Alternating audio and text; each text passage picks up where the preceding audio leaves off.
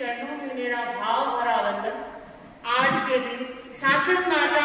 साध्वी प्रमुखा कनक प्रभा जी के चरणों में मेरा वंदन। यहाँ विराजे शासक जी साध्वी श्री जी के चरणों में वंदन। आगे साध्वी वृंद उपस्थित श्रावक श्राविकाएं, आप सभी जानते हैं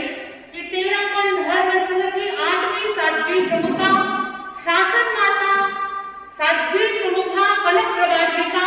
आज हम तीसरी पुण्यतिथि मना रहे हैं और इस बात से सब परिचित है और सब जानते होंगे कि साध्वी प्रमुखा कनक प्रभा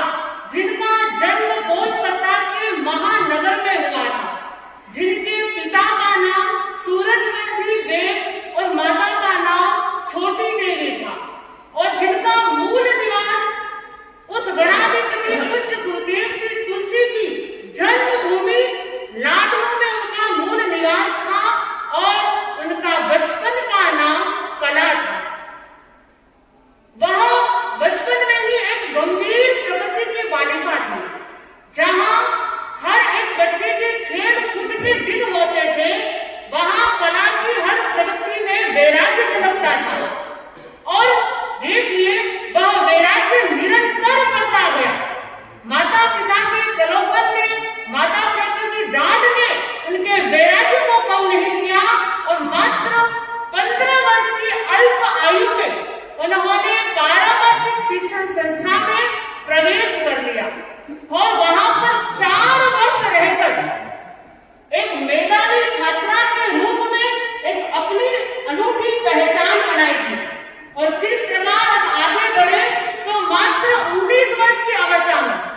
13वीं शताब्दी केरला की उस पुण्य धरा पर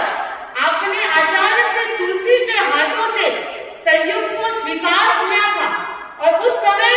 आचार्य तुलसी के निर्देशानुसार साध्वी प्रमुखा नाडा जी के संरक्षण में आपके जीवन का नव निर्माण शुरू हुआ था। किस प्रकार आचार्य श्री तुलसी एक छोटी सी साध्वी को किस प्रकार आगे बढ़ाते हैं और मात्र 30 वर्ष की अवस्था में आप साध्वी प्रमुखा के पद पर नियुक्त हो जाती है। इससे पहले ही यह भविष्यवाणी हो चुकी थी कि क अक्षर वाली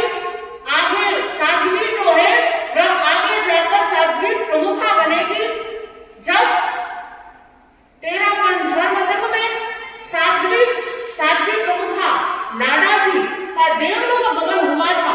तब उस समय 22 महीने तक इस साध्वी प्रमुखा के पद पर कोई नियुक्त नहीं था।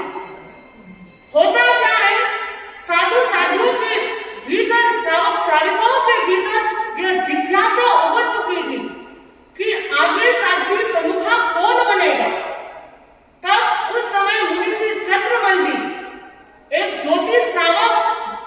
मनाराम जी लोलका से डूबर करके उनको पूछा गया, तब उन्होंने यह बताया था कि क अक्षर वाली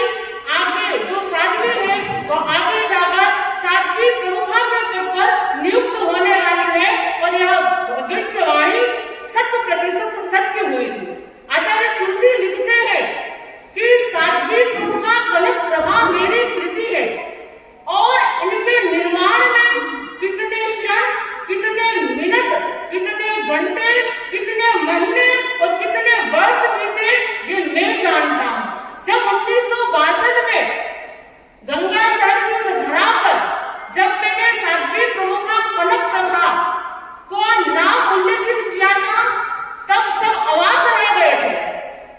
सब सोचने लगे कि कौन है साध्वी प्रमुखा कनक प्रभा। कभी किसी का जिहा का विषय नहीं बनी थी, कभी वह अग्रणी नहीं बनी थी और यह साध्वी प्रमुखा कनक प्रभा नाम की साध्वी जो साध्वी प्रमुखा कनक